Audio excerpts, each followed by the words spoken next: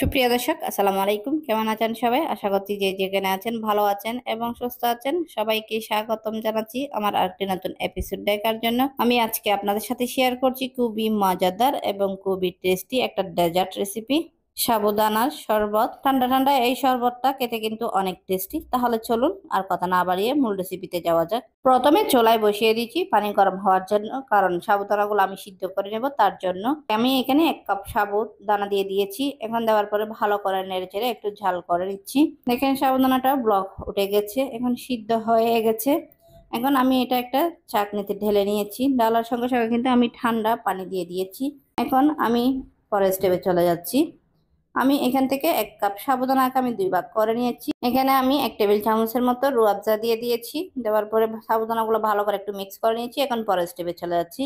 আমি এখানে হাফ কাপের মতো গুঁড়া দুধ দিয়ে দিচ্ছি। 2 টেবিল চামচের মতো চিনি দিয়ে দিচ্ছি। মিষ্টিটা আপনারা আপনাদের ইচ্ছে অনুযায়ী দিবেন। আমি 2 টেবিল চামচের মতো কাস্টার্ড পাউডার দিয়ে দিয়েছি। দেওয়ার পরে আমি এখানে 1 গ্লাস পানি দিয়ে দিয়েছি। এখন সবগুলো একসঙ্গে ভালো করে মিক্স করে নিচ্ছি। মিক্স করে জাল করে ঘন করে নিচ্ছি। আশা করছি আজকের রেসিপিটা আপনাদের কাছে ভালো লাগবে। ভালো লাগলে প্লিজ আমার চ্যানেলটা সাবস্ক্রাইব করে পাশে থাকার বেল আইকনটি প্রেস করে রাখবেন, আমাকে সাপোর্ট করবেন। এটা কিন্তু জাল করা হয়ে গেছে। এখন এটা আমি এক পাশে ঠান্ডা করে নিচ্ছি। আমি এখন পরের স্টেপে চলে যাচ্ছি। আমি প্রথমে যে রুয়াবজা দিয়ে সাবুদানাগুলো ভিজিয়ে রেখেছিলাম সেগুলো এখানে দিয়ে দিয়েছি। তারপরে আমি যে দুধটা তৈরি করে রেখেছিলাম শরবতের জন্য সেটাও দিয়ে দিয়েছি। দেওয়ার পরে আমি আবারও 1 টেবিল চামচের মতো সাবুদানা দিয়ে দিচ্ছি। এরপরে আবারও দুধটা দিয়ে দিচ্ছি। আশা করছি আজকের এই রেসিপিটা আপনাদের কাছে ভালো লাগবে। ভালো লাগলে লাইক, কমেন্ট এবং বেশি বেশি করে শেয়ার করবেন। আমি উপরে কিছু বরফ আর আইসক্রিম দিয়ে দিয়েছি। এখন আইসক্রিমটা আমি শরবতের সঙ্গে ভালো করে নেড়েচেড়ে মিক্স করে দিচ্ছি।